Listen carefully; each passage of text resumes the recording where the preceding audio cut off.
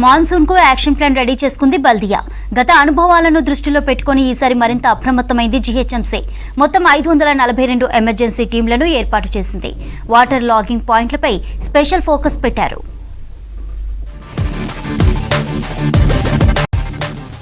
వానాకాలంలో వరదల కంట్రోల్ కు జీహెచ్ఎంసీ ప్లాన్ చేసింది.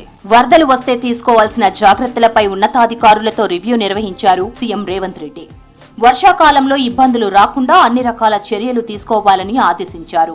మాన్సూన్ కి సంబంధించి తగు ఏర్పాట్లు చేయాలని సూచించారు. దీంతో బల్దియా అధికారులు ప్లాన్ రెడీ చేశారు. వరదలతో లోతట్టు ప్రాంతాల ప్రజలకు ఇబ్బందులు తలెత్తకుండా ఎప్పటికప్పుడు చర్యలు తీసుకునేందుకు మాన్సూన్ ఎమర్జెన్సీ టీంలను ఏర్పాటు చేసింది. వాటర్ స్టాగ్నేషన్ పాయింట్ల దగ్గర వరద నీటిని తొలగించేందుకు కూడా చర్యలు చేపట్టింది. గ్రేటర్ సిటీలో పనిచేసేందుకు 534 మాన్సూన్ ఎమర్జెన్సీ బృందాలను సిద్ధం చేసింది. గత 4 ఏళ్లలో చూస్తే ఈసారి టీమ్స్ ని భారీగా పెంచారు.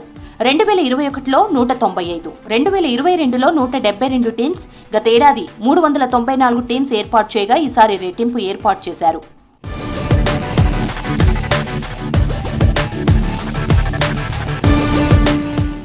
గ్రేటర్ సిటీలో 125 వాటర్ స్టాగ్నేషన్ పాయింట్లు ఉన్నాయి. ఇందులో బల్దియా శాశ్వత పరిష్కారం చూపుతూ కొన్ని తగ్గిస్తోంది. ప్రస్తుతం 32 వాటర్ లాగింగ్ పాయింట్లు మాత్రమే ఉన్నాయి. వాటిని కూడా పూర్తిగా తొలగించేందుకు అధికారులు చర్యలు చేపట్టారు. నీళ్లు నిలిచే ఏరియాల్లో మళ్లీ నీరు చేరకుండా చర్యలు తీసుకుని ఆయా పాయింట్లను ఎత్తేస్తున్నారు. వర్షాలు పడ్డప్పుడు వాటర్ స్టాగ్నేషన్ పాయింట్ల దగ్గర డ్రైనేజ్ వ్యవస్థను మెరుగుపరిచేందుకు, వరద త్వరగా వెళ్లేందుకు ఇంజనీరింగ్ అధికారులు చర్యలు తీసుకుంటారు. ప్రస్తుతం సిటీలో చిన్నపాటి వాన పడినా పలు ప్రాంతాల్లో వరద నీరు నిలిచి రాకపోకలకు తీవ్ర అంతరాయం ఏర్పడుతోంది. వరద నిలిచే చోట చర్యలు తీసుకుంటున్నట్లు, దీంతోనే ప్రతి ఏటా వాటర్ లాగింగ్ పాయింట్లు తగ్గిస్తున్నట్లు అధికారులు చెప్పారు.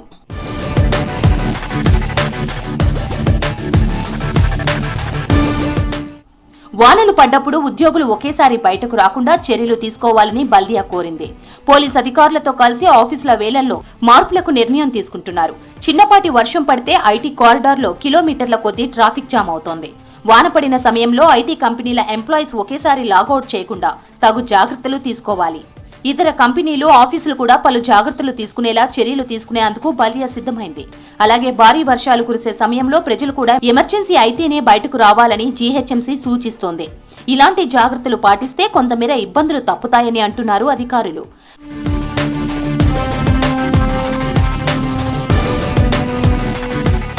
బల్దియా హెడ్ ఆఫీస్ తో పాటు ఈవీడీఎం ఆఫీసులో 24 గంటలు కంట్రోల్ అందుబాటులో ఉండనుంది. సిటీలో ఎక్కడైనా ఈ సమస్య వచ్చినా కాల్ చేయాలని చెప్తున్నారు అధికారులు. వాట్సాప్ తో కూడా ఫిర్యాదులు పంపవచ్చన్నారు. సమస్యకు సంబంధించిన ఫోటోతో పాటు లొకేషన్ షేర్ చేస్తే అక్కడకు వెంటనే డిఆర్ఎఫ్ టీమ్స్ ని పంపేందుకు కంట్రోల్ రూమ్ సాయం చేస్తోంది. డ్రైనేజ్ మూతలు ఓపెన్ చేయొద్దని, ఓపెన్ చేసి ఉంటే కూడా సమాచారం ఇవ్వాలని అంటున్నారు బల్దియా సిబ్బంది.